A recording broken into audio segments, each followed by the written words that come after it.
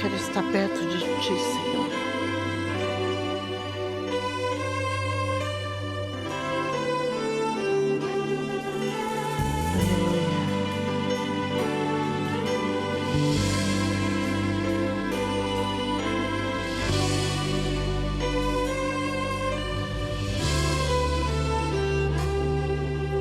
Mais perto quero estar, meu Deus, de Ti,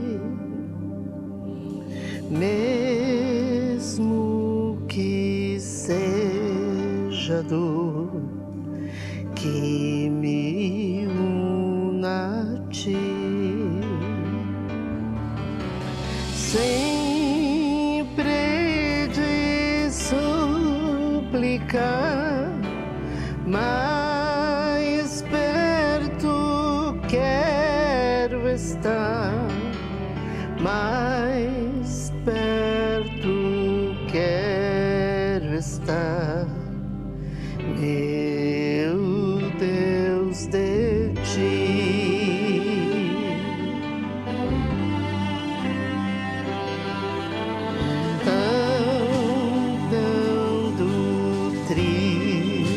Aqui na solidão, paz e descanso a mim, teus braços dão. Nas trevas vou sonhar, mais perto quero estar, mais perto quero estar, meu Deus, de Ti. Aleluia.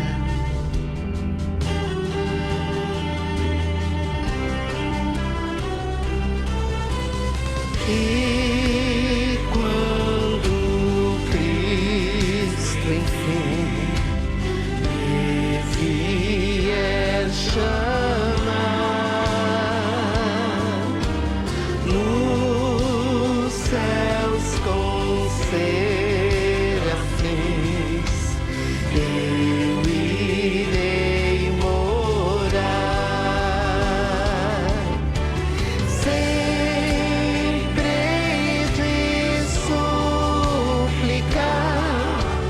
Mais perto quero estar,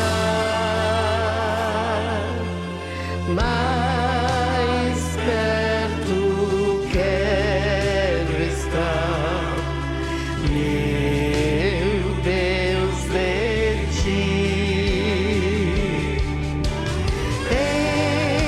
Então me alegrarei perto de Ti, meu Rei,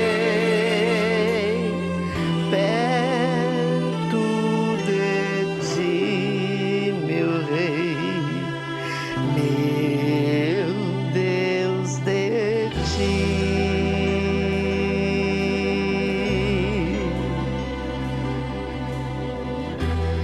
Meu Deus, de Ti.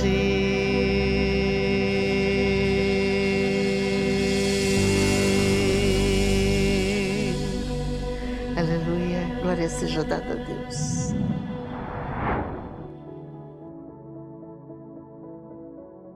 A paz do Senhor, amada igreja, amado irmão e irmã. Sejam bem-vindos a mais um culto da série Falando de Deus. E que Deus nos traga hoje uma palavra abençoada para nossas vidas. Eu tenho certeza que Ele vai trazer com toda a certeza para a sua vida aquilo que você tem pedido a Deus. Em janeiro de 2023, agora, o Ministério Folha em Branco vai fazer 2 anos de existência. 2 anos, parece que foi ontem, foi tão rápido, né? Como todos sabem, nós já demos o testemunho, esse ministério nasceu dentro de um quarto de hospital, Não foi nada fácil, foi muito difícil, mas a experiência que nós tivemos com Deus valeu todas as provas que nós passamos. E nós continuamos a enfrentar provas, continuamos a enfrentar lutas. O Ministério hoje conta com aproximadamente 1.200 inscritos no seu canal.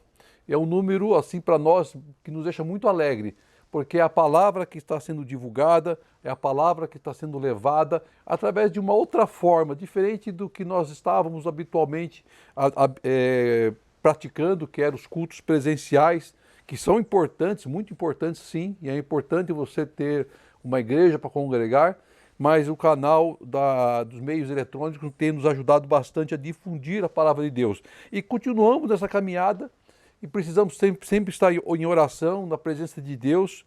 Precisamos também das orações da igreja, dos irmãos e das irmãs. Então nós pedimos, né, aos queridos irmãos em Cristo, que vocês lembrem de nós, pastor Arthur, pastora Ange, para que orem, né?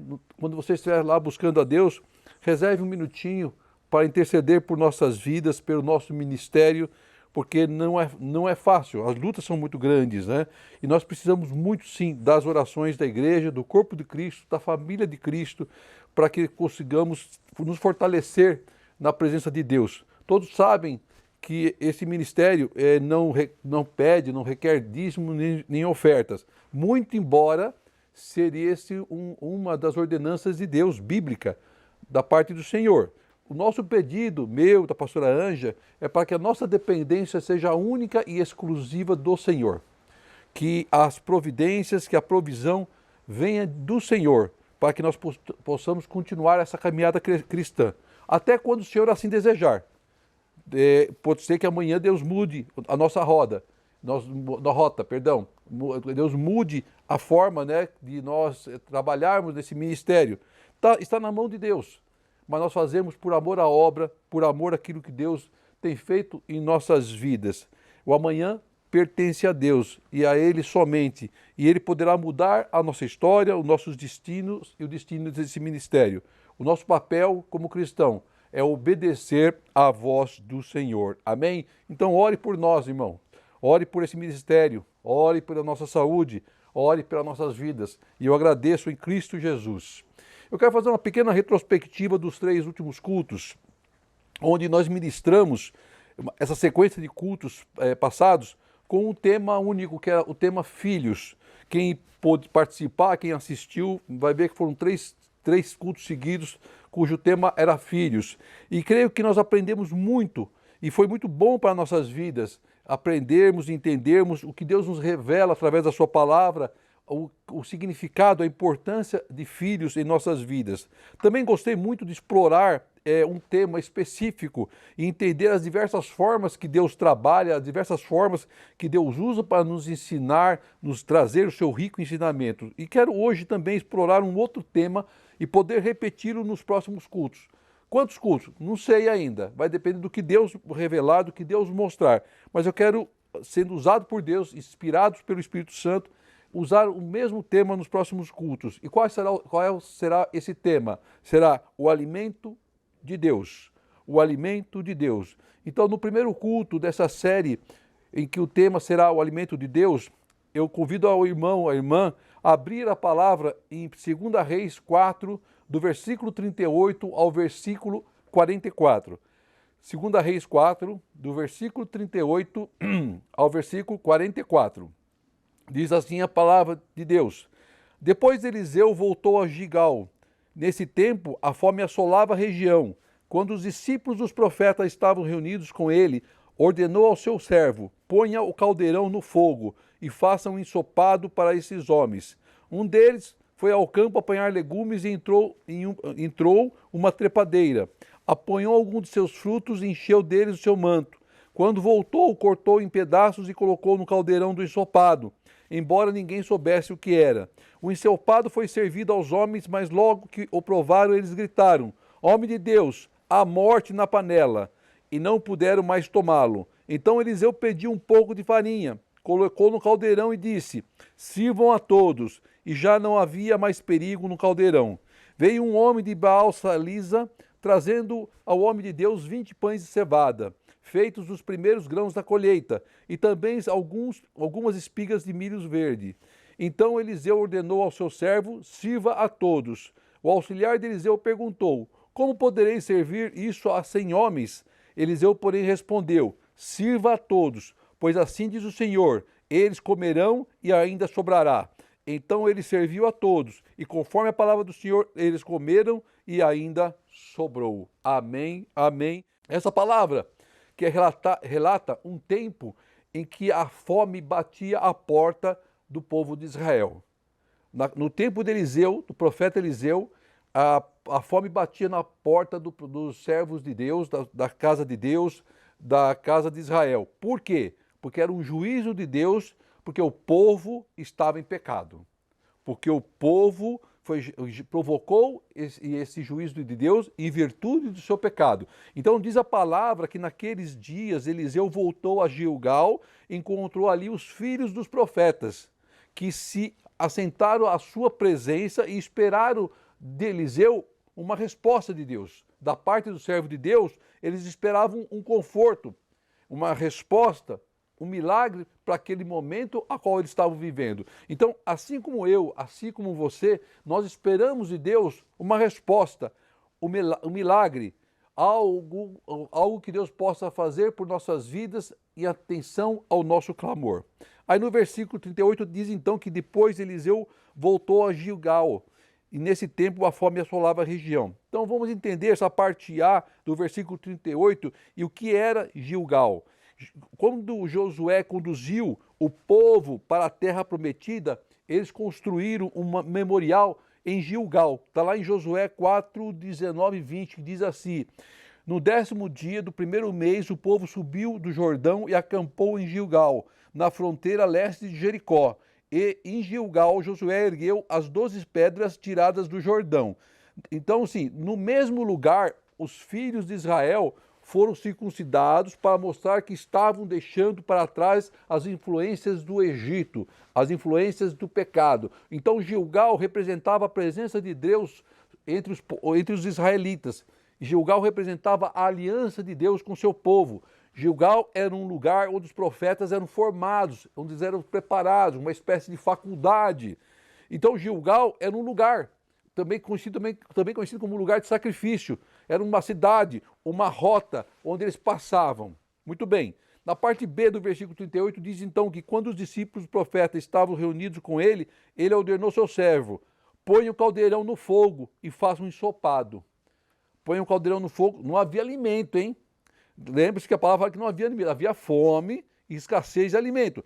Mas então o profeta, ele improvisa, vamos dizer assim, o alimento para aqueles homens. Ele pede para que eles busquem no campo, na mata local, ervas, para que pudessem colocar naquele ensopado, naquele caldeirão. Então ele manda o servo colocar primeiro a panela no fogo. Assim como a gente faz hoje, né? A gente vai fazer almoço, põe a panela no fogo lá, e vamos preparar uma refeição. Então a panela no fogo representava isso, que seria preparada uma refeição, seria preparado algo para aqueles homens comerem. E a refeição seria um alimento.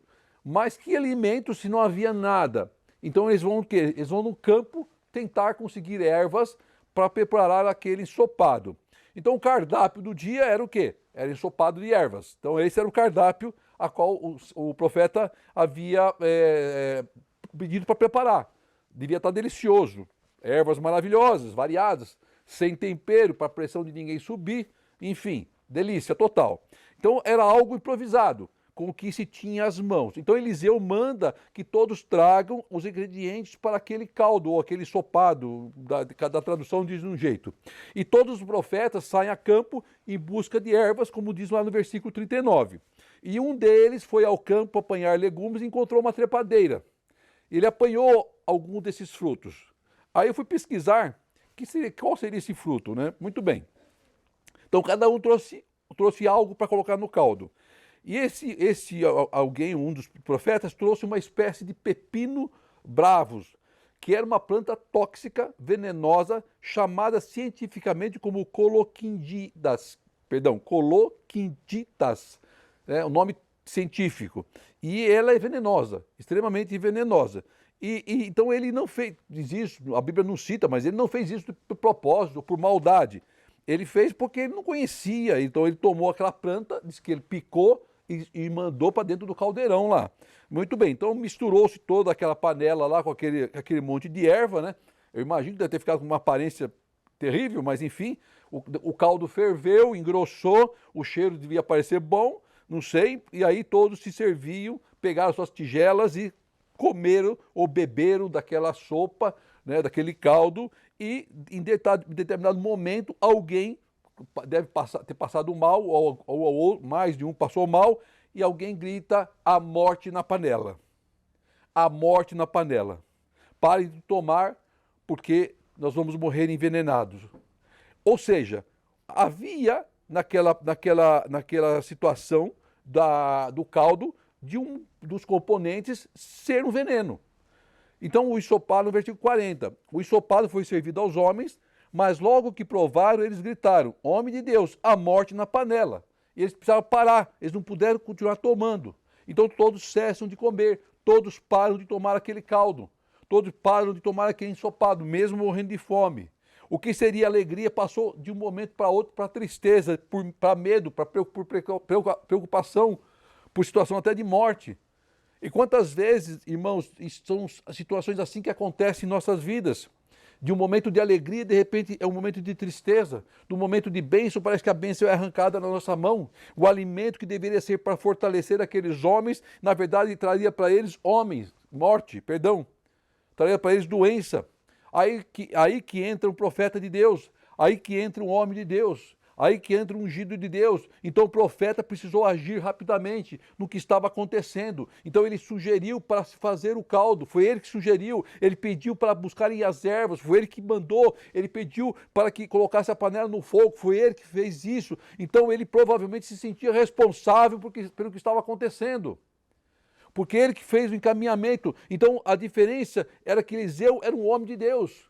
A diferença é que Eliseu é ungido de Deus. A nossa diferença em relação às lutas do mundo é porque nós somos homens e mulheres de Deus. Esse tem que ser a diferença. E nesse momento vamos ver o primeiro milagre de Deus.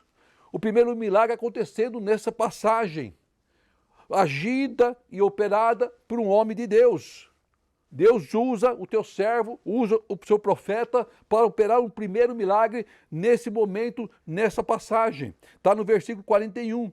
Então, Eliseu pediu um pouco de farinha. Não me pergunta de onde veio a farinha. Não sei, não está relatado. Mas Eliseu pediu um pouco de farinha. Colocou essa farinha no caldeirão e disse: sirva a todos. Irmão, é farinha. Provavelmente farinha feita de pão, do trigo. Mas era um pouco de farinha. O caldeirão estava envenenado, com uma erva que era venenosa. Aí ele pede então um pouco de farinha. Ele mandou fazer outra ensopado? Não. Ele jogou aquele ensopado fora? Não. Ele simplesmente pediu para colocar farinha no caldeirão. E ele colocou um pouco, não muito, disse que colocou um pouco de farinha no caldeirão. Então, mas não sei de onde veio essa farinha, a Bíblia não relata. Também não importa. O que importa era que aquela farinha simbolizava o agir de Deus, que misturado ao caldo agiria como se fosse um antídoto. Quando alguém é picado por uma cobra venenosa, não sei se alguém já conhece alguém que foi, precisa tomar um antídoto. Precisa ir no Instituto Butantan, tomar uma vacina para poder combater aquele veneno, ou buscar um local que tenha um antídoto. Aquela farinha seria uma espécie de antídoto para aquele veneno, para aquela toxina que estava naquele caldo. E o veneno do pecado em nossas vidas só pode ser combatido e curado pelo sangue de Cristo, nosso Senhor. A nossa vida, quando nós somos envenenados pelo pecado, pelo mundo, a única forma de combatermos o pecado, o veneno da nossa vida, do nosso corpo, da nossa alma, do nosso coração, é através de Cristo. E o profeta não mandou fazer outro caldo.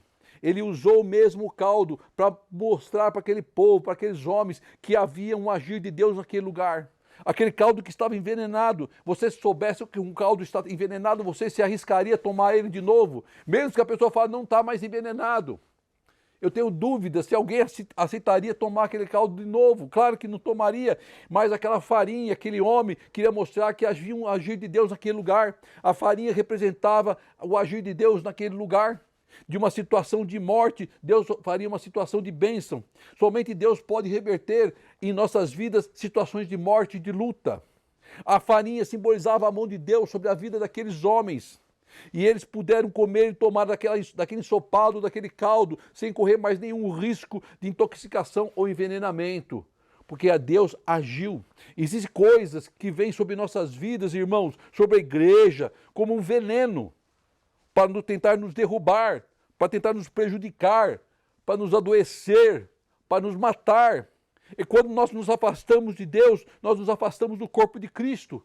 Aí nós ficamos sujeitos a sermos contaminados, porque perdemos a comunhão, porque perdemos o discernimento das coisas, porque absorvemos coisas estranhas em nossa vida, em nossa mente, em nosso corpo, e não há antídoto para poder combater, porque nós nos afastamos de Cristo, trazendo para dentro de nossas vidas, da igreja, da nossa casa, os males do mundo, que causam mal-estar e morte, que vão nos encher de veneno, que vão nos contaminar com veneno. Deixa eu fazer uma referência de uma passagem do apóstolo Paulo, quando ele estava na ilha de Malta. Diz a Bíblia, relata que os habitantes daquele lugar o receberam e fizeram uma fogueira para esquentar do frio. E Paulo estava colocando gravetos no fogo, quando uma víbora venenosa sai do calor e se prende na sua mão, na mão do apóstolo. E ele chacoalha a mão, apenas chacoalha a mão, e a víbora se solta.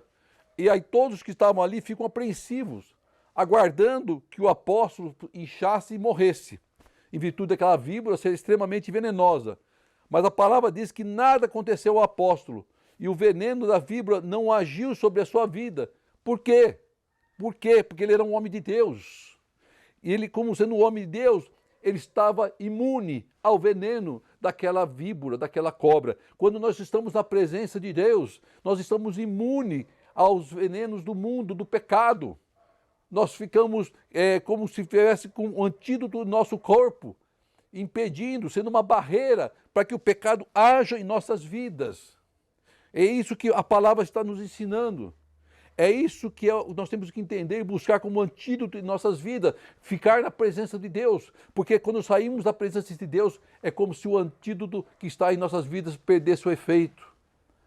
Então não perca essa oportunidade de ter na sua vida o antídoto que é Cristo, que vai te impedir de sucumbir ao veneno do mundo. Aí o versículo 42 diz assim, que veio um homem de Baal-Salisa, trazendo ao homem de Deus, a Eliseu, 20 pães de cevada, feitos dos primeiros grãos da colheita, e também algumas espigas verdes.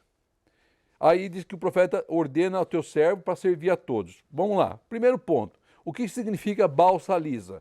É importante nós entendermos algumas palavras bíblicas para poder entender o contexto, né? Bom, do hebraico significa senhor da Salisa ou dono da Salisa, que era um lugar, uma aldeia. Era uma cidade, uma aldeia. E esse homem dessa aldeia traz a Eliseu os pães cevadas que seriam suas primícias, da primeira colheita, feito dos primeiros grãos da colheita, diz a palavra. Então seria o quê? A primeira colheita, as primícias, então ele trouxe as primícias ao homem de Deus. Então nós aprendemos que tudo em nossa vida seja primeiro entregue ao Senhor, seja primeiro honrado ao Senhor. As nossas primícias sejam dadas a Deus. Em seguida, nós veremos que o segundo milagre relatado na palavra de Deus, nessa passagem.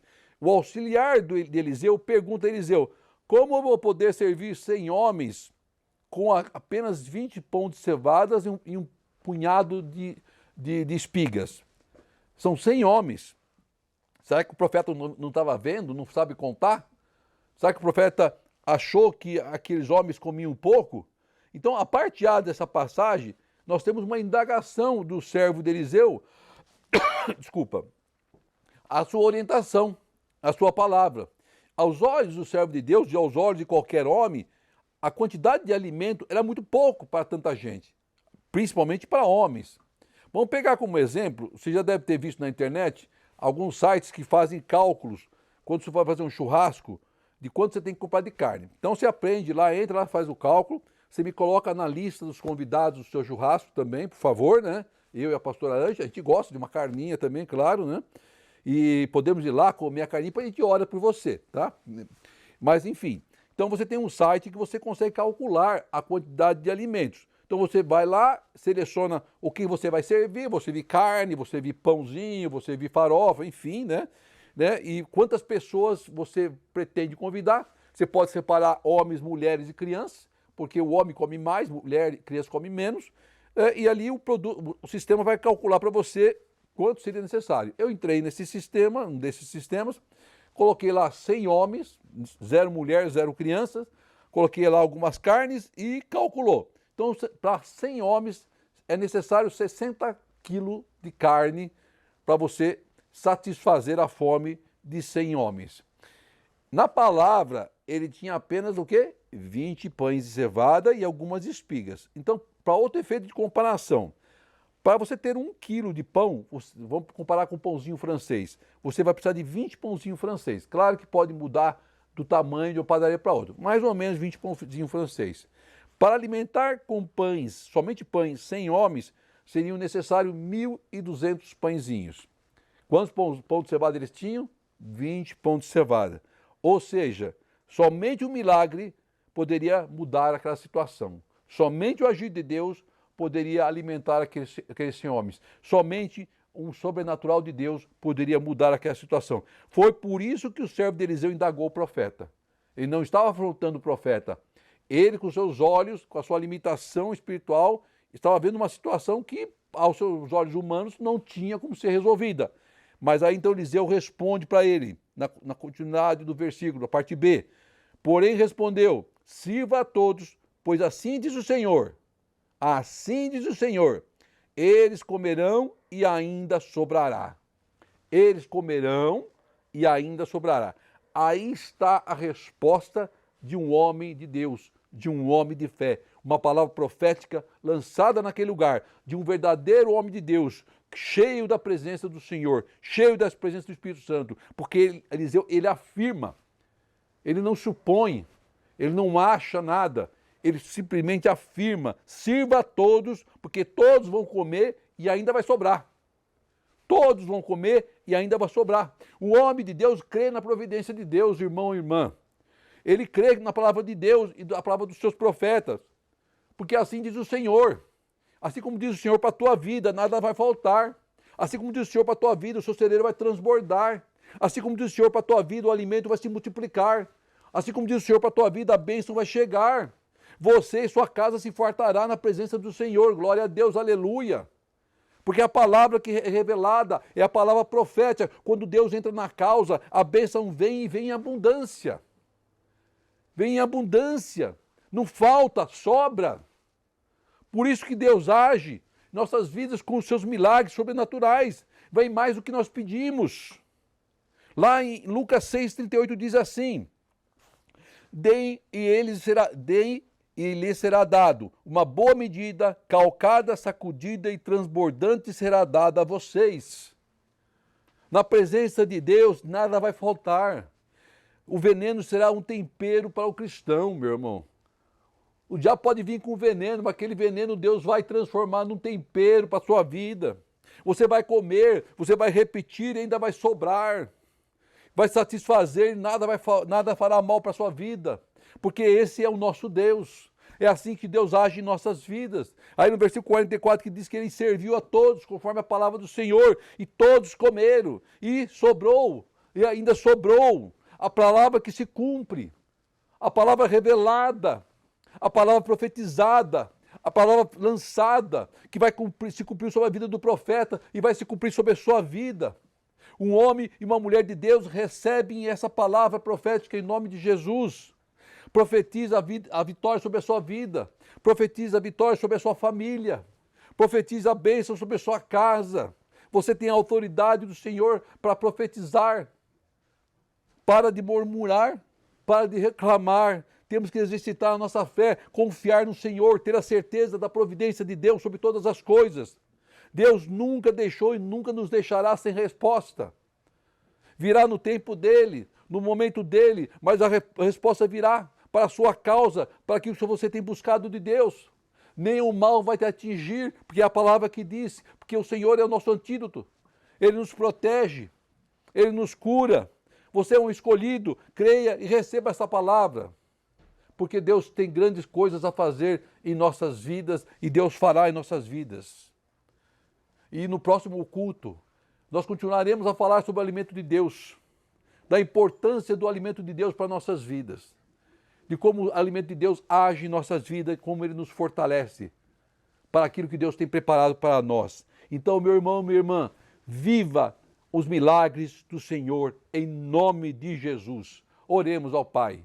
Querido Deus, amado Senhor, quero te agradecer por essa palavra profética, Pai, por essa palavra abençoada, Senhor. Essa palavra qual o Senhor trouxe para a tua igreja, para nossas vidas, para o teu povo, Pai. Que cada um receba, que essa palavra enraize em nossos corações, Pai. Que não nos esquecemos, Pai, que nós somos servos e servas teu, Pai amado. Nenhum veneno vai nos atingir, Pai amado, porque nós somos escolhidos, Pai querido, porque o Senhor nos guarda e porque o sangue de Cristo, Pai amado, nos lavou e nos purificou de todos os males do mundo, Pai amado, de todo o veneno lançado sobre nossas vidas, Pai. Guarda o teu povo, Pai, é que eu te peço. Que o grande amor de Deus, a graça de nosso Senhor Jesus e as doces consolações do Espírito Santo do Senhor estejam com todos, hoje e sempre, em Cristo. Amém e amém. Glória seja dada ao seu nome, Senhor.